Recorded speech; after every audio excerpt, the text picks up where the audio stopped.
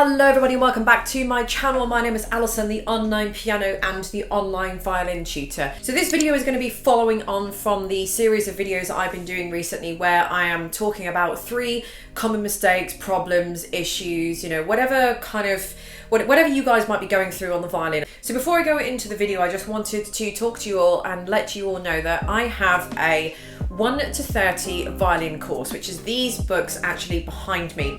Now, my course is 100% downloadable. They're not physical books. These are books that I've just printed out myself at home. But the course is available to download and it takes you through 30 videos. So the first 10 videos or the first 10 lessons 1 to 10 are completely free. So all the resources, any downloadable PDFs, all that kind of thing are always free and they're always linked underneath the videos. But my 1 to 30 course will take you from a complete beginner violinist, so you know absolutely nothing about the violin at all. It will take you from being a complete beginner violinist to a very accomplished intermediate violin player. And my course is 100% guaranteed. And I know that's a bit of a bold statement to make, but I absolutely stand by my course. I'm a classically trained violinist, so I teach more in that way. And all of these books will teach you everything you need to know. So the first 10 lessons, as I said, are absolutely free. Then you would move on to Songbook 1, and that is the start of the book series that we've got. Songbook 1 is 10 pieces that are arranged by myself to be at the exact same level as what you would have learned through lessons 1 to 10. Then you would move on to lessons 11, 21 with book 2, which is this one here. And in this book, you'll be going through lots of technical exercises, scales, arpeggios, learning a little bit more about the violin, just kind of filling in the gaps in knowledge from lessons 1 to 10. So book 2 just answers a lot more questions and covers a lot more technical work.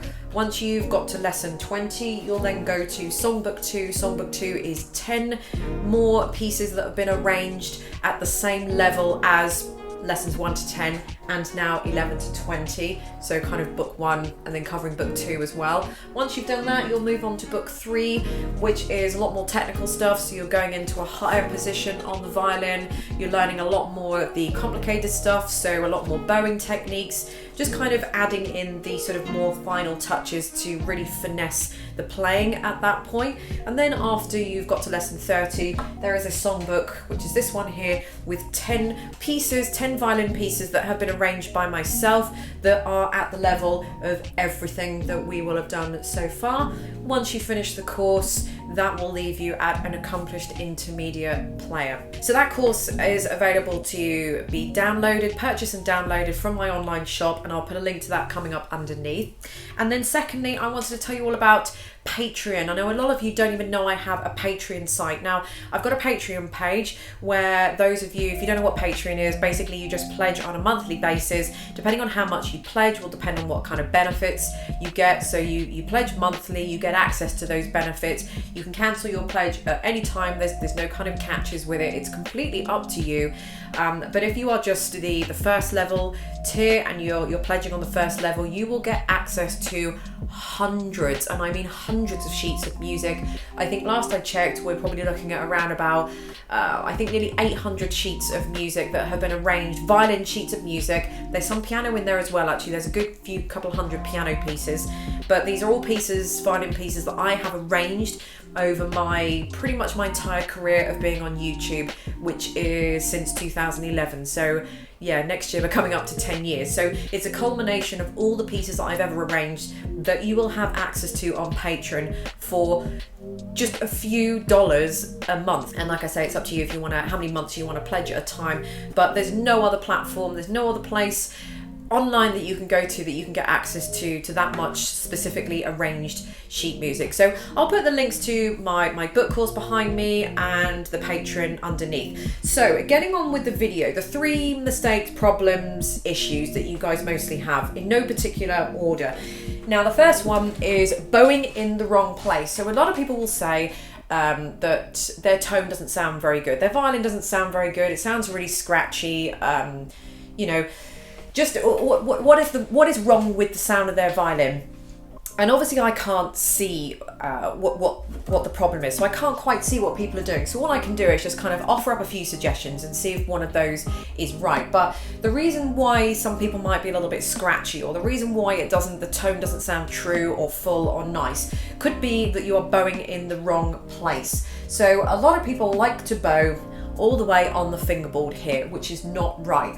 Where you kind of want to be bowing is, I like to sort of say, more or less in the middle between the fingerboard and the bridge. Now, a lot of people say you should be a little bit closer to the bridge.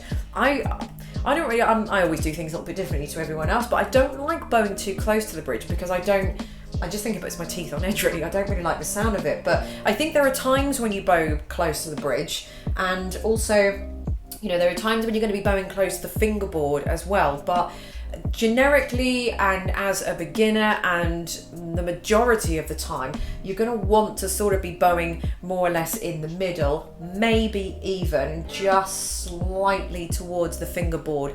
So I guess the middle would be round about there. I do like to bow maybe just a little bit more biased towards the fingerboard, but generally somewhere around there. I mean, that's not to say that as I'm bowing up and down, my bow isn't moving from the middle towards the, you know, the middle to the fingerboard ever so slightly, obviously, because my arm is going to be moving depending what bow movements I'm doing and all that kind of thing. But generally, suffice to say, that is where I want to be. So bowing in the middle is going to sound a little bit like this. You know, just a nice, clear, kind of normal tone. Bowing near the fingerboard is a little bit harder because it's a lot flatter as well. So you're going to be hitting a lot of the other strings as well. So again, that's part of why you might be hitting some strings as well. But, you know, you've really got to keep an eye on where you are bowing. And part of that problem is not bowing from the elbow. A lot of people like bowing from the shoulder up here, but it's not. It's got to be from the elbow. So can you see I'm just bowing from the elbow here? So once you've got the violin in the right place and you've got your bow up on the strings in the right place, kind of in the middle, then you are just going to be pulling the bow up and down from the elbow and not like this. If you're bowing from the shoulder, then you're going to be sawing a piece of wood, and that's when the bow is going to be going all over the violin strings. So you're going to get that sort of slide. I don't know if you can, my microphone's picking that up, but that kind of horrible sort of slidey bit, that slidey sound. Put that together with you being quite new as well, and you've got a little bit of a recipe for disaster. So if your tone is not very nice, that is why, because you're not bowing in the middle, let's just call it the middle, and you're not staying consistent and in the middle. And the reason why you're not doing that is because you're not bowing from the elbow. So as soon as I bow from the elbow, you can see my bow is pretty much perfectly straight. I know I'm not playing, but I just want to talk to you at the same time. But if I'm doing that, then my bow, you can see my bow is, you know, going to be straight on the violin. If I'm bowing from the shoulder, it's just going to be swinging around like this, and that's just not what we want to be doing. So on the fingerboard, you're going to get a much softer, wispy sound, but you don't want to be bowing up there anyway. And then I'm not going to bow close to the bridge because it makes my teeth go on edge, but when you bow closer to the bridge, you will get a louder sound. But if you bow too close to the bridge, no, I'm not going to do it because it turns my teeth on edge. But you'll get that kind of, you'll get that scratchy kind of, almost a similar sort of sound to, you know, if you were sort of rubbing the bow along the string. So as soon as you kind of hear that sort of wispy, teeth on edge kind of sound, that means that you're going to be bowing too close to the bridge. So you just want to keep an eye on that. Make sure that you are bowing from the elbow. Bowing in front of a mirror can help as well. So if your tone sounds a little bit wayward, a little bit inconsistent, that's probably going to be a major issue as to why. So not bowing on the right place on the strings, but also that bow staying consistent all the way through. There's no point bowing half of the bow on the right place and then the rest of the bow is sort of going up and down, on the violin. I've seen it all. Okay, so the second mistake that people make, and there's nothing for me to play on this one, but that is ignoring mistakes when practicing. So this is a bit of a crucial one, really, and I suppose it can be a little bit contradictory in terms, but when you are practicing, a lot of people just like to play the parts they know. They like to play the parts they know well, and they like to play the parts that they can play well as well. So that means that a lot of mistakes get ignored and people don't really go over them like they should do. So what you need to do when you are playing, when you first come to your practice session and you're going through some pieces, whatever it is that you're learning, maybe it's something that you're learning from my songbook 1 or whatever, and you're up to one of those pieces. Blue Danube, for example, is one of them in this book, and there you are, you're playing the Blue Danube away and everything's going great, and then at measure 27 you've got a bit of a G sharp going on in there with the third finger, and it doesn't sound right, it's in the wrong place, but you ignore it and you just carry on anyway because it's sounding great, you're having fun and stuff. And what you're doing is training yourself to play those notes wrong. It's very bad ear training to keep doing that. So what you want to do is, when you know something doesn't sound right, stop it, circle it, see if you can go back over it and identify the mistake.